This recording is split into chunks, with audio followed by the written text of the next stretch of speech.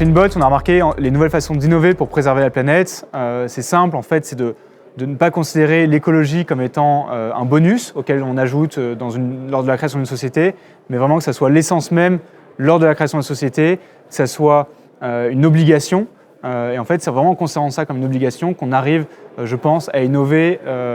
d'un point de vue écologique. Ça passe d'abord par avoir un groupe dans la société qui a une véritable synergie, c'est-à-dire que quand un candidat va venir ou va s'informer sur la société, il va se rendre compte qu'il y a déjà des profils variés, qu'il y a déjà une diversité dans la société, et forcément ça va aider, ça permet de ne pas arriver dans une société et de se dire il y a déjà une meute qui est déjà créée et je vais avoir peur d'y aller. Non, c'est vraiment d'avoir cette ouverture et cette diversité qui est déjà implémentée dès les premiers recrutements.